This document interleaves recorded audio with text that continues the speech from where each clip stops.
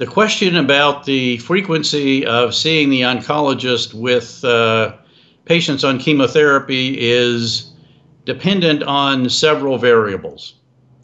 From my own point of view, if we have a patient on a very aggressive chemotherapy, such as TCH for HER2 positive breast cancer, or dose-dense chemotherapy, which is another quite aggressive breast cancer treatment, I would tend to see the patient at each of those treatments to be sure that their blood counts are okay, that they're tolerating the therapy well, and to see if there's anything that we can make them tolerate the therapy better. One of the other interesting variables here is the patient. Some patients feel most comfortable seeing the oncologist with each treatment, even though the treatment may be relatively simple. And I actually have a number of patients who, in fact, if they're doing well, would prefer to get in and get out and not wait to see me.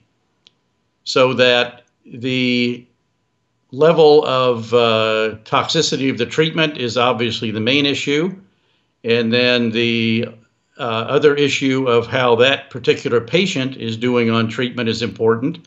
Some patients on more difficult chemotherapies do incredibly well, and then other patients on what ought to be relatively simple chemotherapies don't.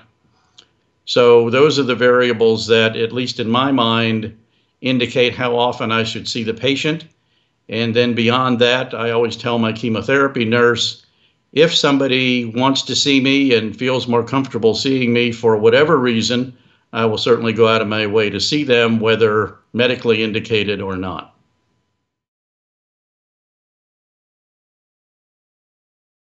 Hi, I'm Dr. Jay Harness, and I want to share with you important information that I believe that every newly diagnosed patient with breast cancer needs to know. I'm a breast cancer survivor.